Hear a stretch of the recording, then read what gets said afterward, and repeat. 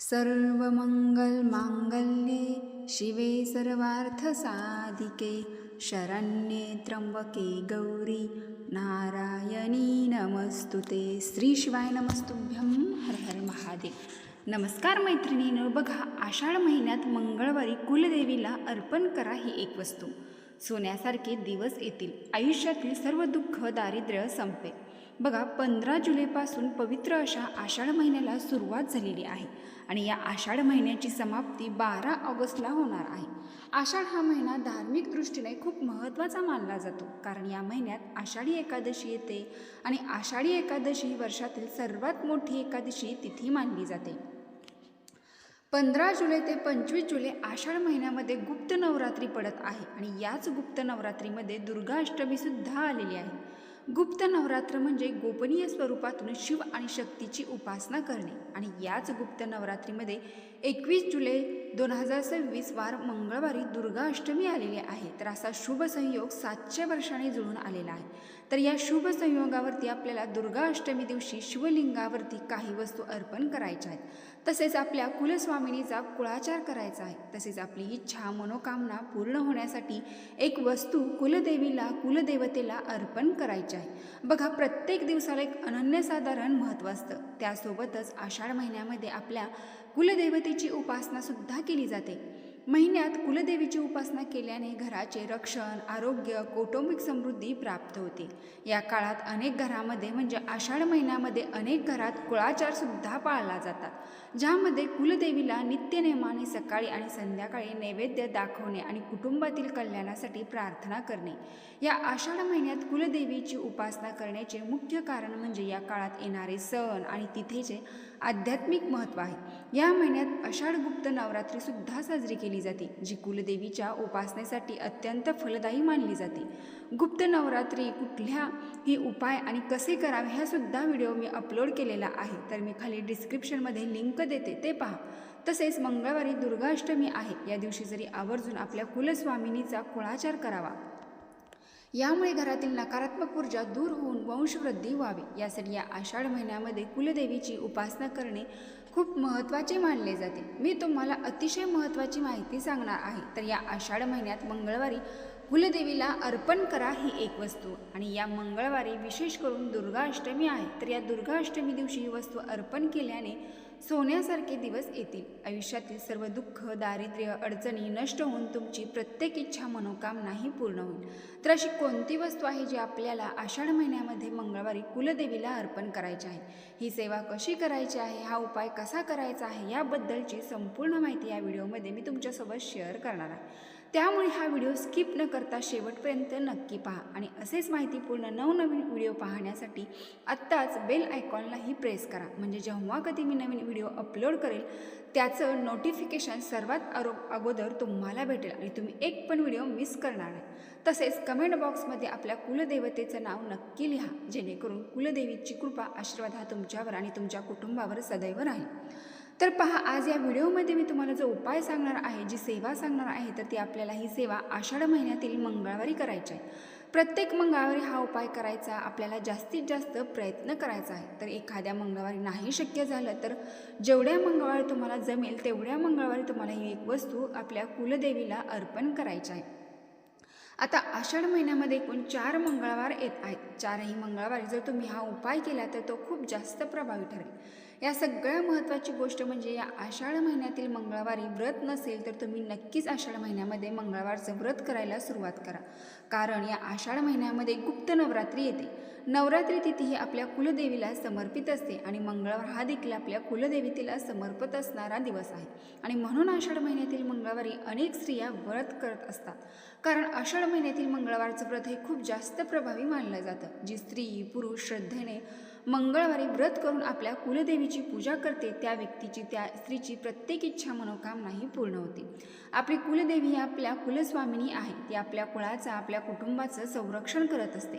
प्रत्येक घरातील कुलदेवी ही वेगवेगळी असते आणि हीच कुलदेवी आपल्या कुळाचा उद्धार करत असते. कुलदेवी ही वंशवृद्धी करणारी असल्यामुळे आपल्या प्रत्येकाच्या घरामध्ये कुलदेवीचा टाक किंवा फोटो हा नेहमी असतो आणि म्हणून आपल्या घरात तर कुलदेवीचा टाक असेल, फोटो असेल तर नित्यनियमाने आपल्या कुलदेवीची पूजाही करावी. जेव्हा आपण आपल्या घरात आपल्या कुलदेवीची पूजा करतो तेव्हा ती आपल्या कुटुंबावरती प्रसन्न राहून आपल्या परिवाराचे संरक्षण करत असते. आपल्या घरावर येणारे सर्व संकट, विघ्न, आपत्ती दूर करते आणि या कुलदेवीच्या नित्यसेवेने सर्व प्रकारची सुख, संपत्ती, आरोग्य यामध्ये वृद्धी होते. पण जर तुमच्या हातून तुमच्या घरामध्ये तुमच्या कुलदेवतेची कोणतीच सेवा घडत नसेल तर संपूर्ण कुटुंबाला अनेक समस्यांचा सामना देखील करावा लागतो. खास करून घरातील मुलांच्या प्रगतीमध्ये खूप जास्त अडथळे येतात. अनेक जणांना आपली कुलदेवी कोणती आहे हे सुद्धा माहीत नाही आणि त्यामुळे लोकांना आयुष्यामध्ये अनेक अडचणींचा सामना करावा लागतो. म्हणून आपण प्रत्येकाने आपली कुलदेवी हे नक्की कोणती आहे हे माहिती करून घ्यायला पाहिजे.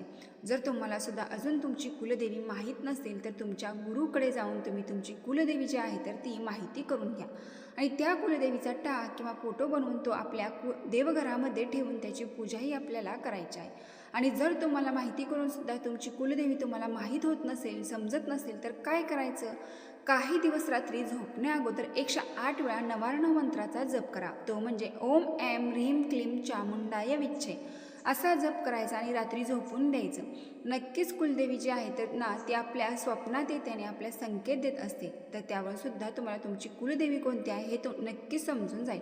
आता बऱ्याच जणांना ही गोष्टी खोटी वाटते, पण ज्यांना अनुभव घ्यायचा आहे ना ते नक्की हा अनुभव घेऊन बघा. 100% तुम्हाला चमत्कार दिसून येईल. आत्ता आपण पाहणार आहोत की आषाढ महिन्यामध्ये मंगळवारी आपल्या कुलदेवीला अशी कोणती वस्तू अर्पण करायची आहे. आता ही सेवा आणि हा उपाय करण्यासाठी आपल्या देवघरामध्ये आपल्या कुलदेवीचा टाक, फोटो किंवा मूर्ती ही असायला हवी, तरच आपण ही वस्तू अर्पण करू शकता. आता जर तुमच्याकडे टाक, फोटो, मूर्ती काहीच नसेल ना तर एक सुपारी घ्या आणि तिलाच आपल्या कुलदेवतेचं प्रतीक मानून त्या सुपारीला म्हणजेच कुलदेवतेला जी वस्तू मी सांगणार आहे तर ती अर्पण करायची आहे. आता सगळ्यात महत्त्वाची गोष्ट म्हणजे तुम्हाला मी अगोदर सांगितल्याप्रमाणे घरातील एका तरी स्त्रीने या आषाढ महिन्यामध्ये मंगळवारी उपवास करायचा आहे आणि तो संध्याकाळी सोडायचा आहे. उपवासाचे पदार्थ खाऊन तुम्ही उपवास करू शकता, पण घरातल्या स्त्रीने शक्यतो कर्त्या स्त्रीने हे व्रत करावं. आता हा उपाय करण्यासाठी तुम्हाला मंगळवारी सकाळी लवकर उठायचं आहे. उठल्यानंतर ना आपल्या घराची अंगणाची स्वच्छता करून घ्यायची आहे आणि त्यानंतर अंघोळ करायची आहे. अंघोळ झाल्यानंतर तुमच्या घरातली जी काही नित्य कामं आहेत, चहा, नाश्ता तर सर्व कामं तुम्ही करून घेऊ शकता आणि यानंतर तुम्ही ही सेवा केली तरीसुद्धा चालेल. दिवसभरामध्ये अगदी सकाळपासून जेव्हा केव्हा तुम्हाला शक्य होईल तेव्हा तुम्ही हा उपाय करू शकता. आता उपाय करण्या अगोदर शक्य असेल तर उंबरठ्यावरती छान हळदीचं लेपन करायचं आहे. नसेल ते शक्य होत फक्त हळदी कुंकू लावून तुम्ही पूजा केली ना तरीसुद्धा चालेल. देवघरातील देवांची पूजा करून घ्यायची आणि यानंतर तुम्हाला हा उपाय जो आहे तर तो करायचा आहे. आता या सेवेसाठी तुम्हाला संकल्पसुद्धा करू शकता. संकल्प का करायचा, जर तुम्ही एखादी इच्छा अपूर्ण आहे आणि तुमचं एखादं काम भरपूर दिवसापासून अडकलेले आहे, ते काम पूर्ण होत नाही किंवा इच्छा पूर्ण होत नाही तर ती इच्छा आपल्या कुलदेवतेकडून पूर्ण करून घेण्यासाठी आपल्या प्रयत्नांना यश मिळवण्यासाठी संकल्पसुद्धा करू शकता. पण तुम्हाला संकल्पयुक्त ही सेवा करायची नसेल, तशीच करायची असेल तरीसुद्धा तुम्ही करू शकता. पण संकल्पाशिवाय कुठलीच इच्छा पूर्ण होत नाही असे शास्त्रामध्ये विशेष करून म्हटले आहे. तर सर्वप्रथम तुम्हाला शुद्ध गाईच्या तुपाचा एक दिवा हा आपल्या देवघरामध्ये प्रज्वलित करून घ्यायचा आहे. शुद्ध गाईचे तूप नसेल तर तुम्ही जे रोज दिवा लावण्यासाठी तेल वापरतात ते घेतलं तरीसुद्धा चालेल. दिवा लावण्याचे कारण ज्योतिषशास्त्रानुसार असे सांगितले जाते, कोणतीही सेवा किंवा उपाय हा अग्निदेवतेच्या साक्षीने केल्याने ती सेवा, तो उपाय भगवंतापर्यंत लवकर पोचत असतो. म्हणून तुपाचा दिवा लावायचा आहे. पण शक्यतो ही सेवा करताना तुपाचा दिवा लावण्याचा प्रयत्न करा. नसेल तर मग तुम्ही तेल घालू शकता.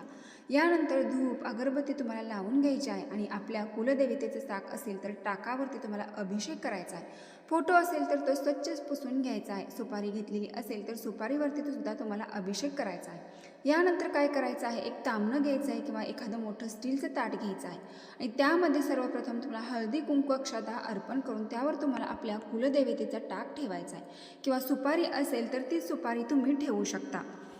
आणि यानंतर आपल्याला सर्वप्रथम आपल्या कुलदेवतेला कुंकुमार्चन करायचं आहे. देवीच्या चरणापासून मस्तकापर्यंत कुंकुमार्चन करायचे आहे. आता हे कुंकुमार्चन किती वेळा करायचं तर 11 वेळा करायचं आहे. 16 वेळा तुम्ही करू शकता किंवा 108 वेळा केलं तरीसुद्धा चालेल. आपल्या उजव्या हाताच्या अनामिका आणि मधले बोट आणि तसेच अंगठा या 3 बोटामध्ये जेवढं कुंकू बसेल तेवढं कुंकू घ्यायचं.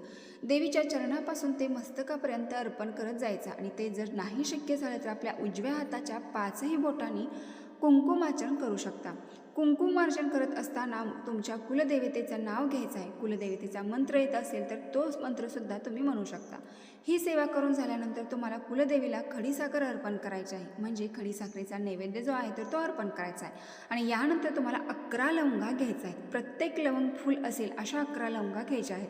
आणि एक लवंग आपल्या उजव्या हातात घ्यायची आहे. ओम कुलदेवताय नमः किंवा तुमची कुलस्वामिनी तुळजापूरची तुळजाभवानी असेल तर तिचे नाव घ्यावा. कोल्हापूरची अंबाबाई असेल, सप्तशृंगी असेल, येडेश्वरी असेल, तिचे स्मरण करून तिचा मंत्र हा जप करायचा आहे. आणि लवंग ही आपल्या कुलदेवीला अर्पण करायच्या. असं तुम्हाला एक एक करून या 11 लवंगा कुलदेवीला अर्पण करायच्या आहे. आणि दोन्ही हात जोडून आपली इच्छा मनोकामनाही व्यक्त करायच्या आहे. आणि जर तुम्हाला या मंगळवारी संध्याकाळी किंवा सकाळी खिरीचा नैवेद्य बनवणं शक्य झालं तर नक्कीच तुम्ही नैवेद्यसुद्धा बनवू शकतात.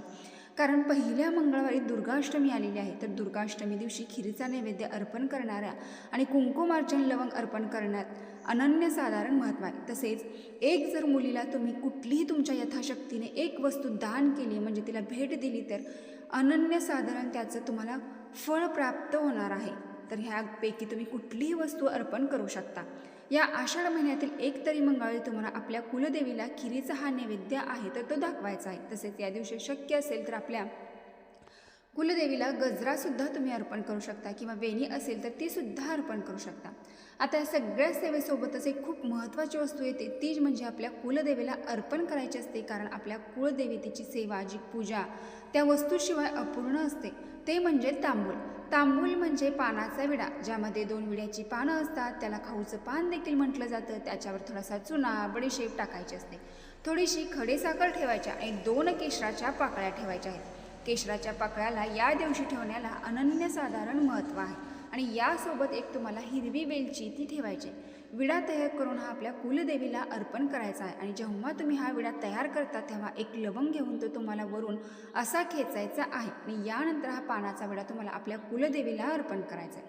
आता हा विडा तुम्ही अर्पण केल्यानंतर तुमची सेवा करून झाल्यानंतर 1 ते 2 तासानंतर तुम्ही हा विडा उचलून घ्यायचा आहे. तो बारीक करायचा आहे आणि घरातील प्रत्येक व्यक्तीने थोडा थोडा प्रसाद म्हणून खायचा आहे. आपल्या घरातील व्यक्ती सोडून बाहेरच्या कोणत्याही व्यक्तीला हा प्रसाद द्यायचा नाही. तर अशा पद्धतीने आपल्याला आषाढ महिन्यात मंगळवारी आपल्या कुलदेवीची सेवा उपासना जी आहे तर ती करायची. तर प्रत्येक मंगळवारी नसेल शक्य तर हरकत नाही. तुम्ही या आषाढ महिन्यातील एक तरी मंगळवारी हा उपाय जो आहे तर तो करू शकता. पण प्रत्येकाने हा उपाय जो आहे तर तो करायचाच आहे. आता दुसऱ्या दिवशी कुंकुमार्चन तुम्ही केलेलं आहे तर ते कुंकू काढून एका डबीमध्ये भरून ठेवायचं आहे.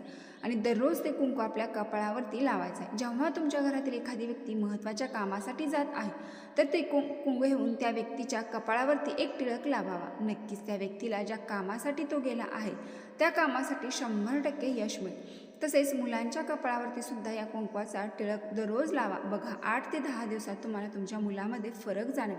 तो स्वतःहून अभ्यास करेल, हट्टीपणा चिडचिडपणा करायला बंद करेल. आणि स्वतःच्या कपाळावरती सुद्धा लावायचा आहे. वाईट नजरेपासून किंवा वाईट लोकांपासून आपलं संरक्षण होतं. आता ज्या लवंगा तुम्ही अर्पण केल्या आहेत तर त्या स्वच्छ करून तुम्ही पुन्हा स्वयंपाकघरामध्ये वापरू शकता. किंवा पुन्हा जर तुम्ही कुलदेवीची पूजा करणार असाल तर त्या पूजेमध्ये लवंग तुम्ही पुन्हा वापरली तरीही चालेल. किंवा लवंग स्वच्छ करून घ्या आणि जेव्हा तुम्ही घरामध्ये चहा बनवता तेव्हा चहामध्ये या लवंगा तुम्ही टाकू शकता. किंवा घरातील प्रत्येक व्यक्तीला एक एक लवंग तुम्ही खायला देऊ शकता. कारण या लवंगामध्ये तितकी सात्विक ऊर्जा ही तयार झालेली असते. देवीची शक्ती त्यामध्ये निर्माण झालेली असते. त्यामुळे तुम्ही ही लवंग जास्तीत जास्त घरामध्येच खाण्याचा प्रयत्न करा. गुप्त नवरात्रामध्ये गोपनीय स्वरूपात माता जगतजननी जगदंबा माता पार्वती म्हणजे शिवशक्ती यांची गुप्त उपासना आराधना करायची. आणि याच काळात आलेली ही दुर्गा अष्टमी या काळामध्ये तुम्हाला फक्त 2 आणि 5 मिनिट जरी वेळ मिळाला तर तेवढ्या वेळेमध्ये तुम्हाला साधा सोपा उपाय करायचा आहे. तुम्हाला शिवमंदिरात जाणे जमत नसेल, घरच्या शिवलिंगासमोर एक दिवा प्रज्वलित करून तुमच्याजवळ 1 रुपयाचा सिक्का असेल, 2 रुपयाचा सिक्का असेल तर तो कुठला एक सिक्का असेल तो सिक्का घ्यावा. एक बेलपत्र घ्यावं आणि फक्त 5 मिनिट 2 मिनिट भगवान शिवाचे स्मरण करावे. माता दुर्गेचे म्हणजे माता पार्वतीचे स्मरण करावे. ओम उमा पार्वती पते हर हर महादेव या मंत्राचा जप करावा आणि तो सिक्का तिथे शिवलिंगासमोर ठेवावा. हा उपाय तुम्ही सकाळी करणार असाल तर शिवलिंगावरती तो 1 रुपयाचं नाणी आणि बेलपत्र ठेवावं. त्यानंतर संध्याकाळी शिवलिंगावरती तेथे बेलपत्र अर्पण करावे आणि जो सिक्का घेतलेला आहे तो सिक्का भगवान शिवाच्या चरणी अर्पण करून तुमच्या तिजोरीमध्ये पर्समध्ये ठेवा. बघा तुम्ही केलेल्या कष्टातून गुप्त स्वरूपात लक्ष्मी माता स्वतः तुमच्या घरामध्ये अखंड निवास करेल.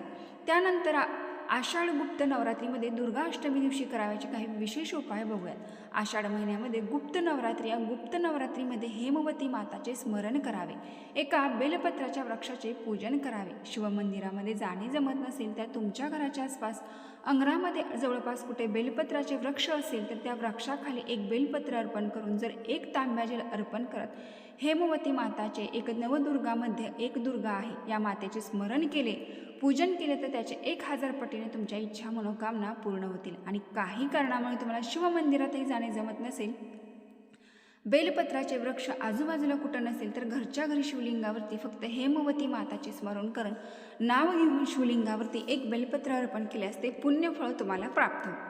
बघा, मंगळवारी दुर्गाष्टमी आणि गुप्त नवरात्र आली आहे, तर या गुप्त नवरात्री आणि दुर्गाष्टमी दिवशी तुम्हाला कितीही मोठ्यातील मोठा आजार असेल, किडनी, लिव्हर, शुगर, गुडघे दुखत असेल, पाठीत दुखत असेल तर पहा, फक्त साधा सोपा उपाय करून पहा। 1 वाटी भरून हिरवे मूग घ्यावे, त्याच्यावरती एक गुळाचा तुकडा आणि 5 बेलपत्र ठेवा, स्वतःवरून 21 वेळा उतरावे। त्यानंतर भगवान शिवशंकराच्या शिवलिंगावरती हे मूग आणि गुळ 5 बेलपत्र तुमचे नाव गोत्र बोलून ओम नमः शिवाय या मंत्राचा जप करत अर्पण करावे। बघा, थोड्याच दिवसात तुम्हाला हळूहळू आराम मिळायला चालू होईल, फक्त श्रद्धा आणि विश्वास ठेवून करा। तर ही अत्यंत महत्त्वपूर्ण माहिती तुम्हाला आवडली असेल तर नक्की आपल्या चॅनलला एक लाईक करून कमेंट बॉक्समध्ये ओम श्री कुलदेवते नमः हर हर महादेव टाईप करा। धन्यवाद।